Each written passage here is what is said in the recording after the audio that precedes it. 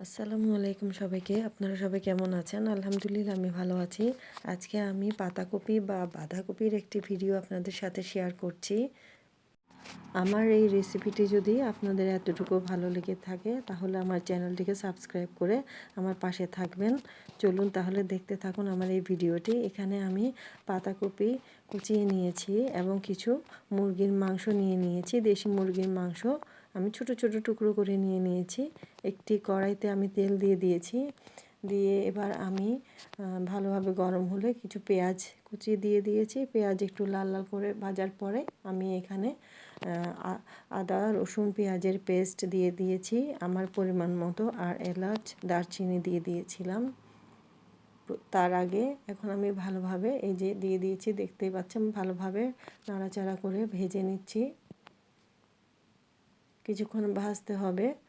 এরপর আমি এখানে জিরে গুঁড়ো, ধনে গুঁড়ো এবং হলুদ গুঁড়ো দিয়ে দিয়েছি, কারণ আমি এখানে কাঁচামরিচ ব্যবহার করব, লাল মরিচ গুঁড়ো ব্যবহার করব না। এখন আমি সব মশলা একসাথে ভালোভাবে অনেকক্ষণ ভেজে নিচ্ছি। এই যে একটু পানি দিয়ে দিয়েছি। পানি দেওয়ার পরে আমি ভালোভাবে মশলাগুলো সেদ্ধ করে নিচ্ছি। তো অনেক সময় আমরা বাঁধাকপি বা পাতাকপি চিংড়ি মাছ দিয়ে খাই, আর এই যে ছোট ছোট করে দেশি মুরগির মাংস দিয়ে রান্না করছি, এটি খেতে যে কী পরিমাণে মজা হয় তা আপনারা রান্না না করলে বুঝতে পারবেন না। আর শীতকালে এটি বেশি মজা লাগে খেতে। আমার ভাজা আস্তে আস্তে হয়ে যাচ্ছে, অনেকক্ষণ ধরে ভেজেছি। ভাজার পরে মশলা হয়ে গেছে ভাজা। এরপর আমি এখানে ছোট ছোট কুচি করা মুরগির মাংস দিয়ে দিয়েছি। মুরগির মাংস দিয়ে আমি আরও কিছুক্ষণ ভেজে নিচ্ছি। এভাবে ভাজতে হবে।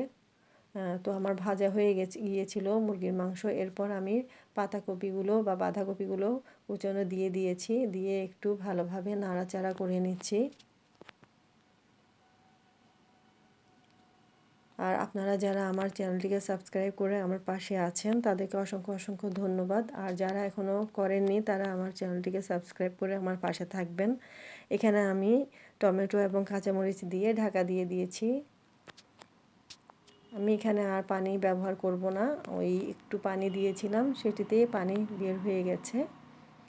কারণ যতটুকু বের হয়েছে সবজি থেকে, মানে পাতাকপি থেকে, সেটাতেই পুরো সবজিটা ভাজা ভাজা হয়ে যাবে।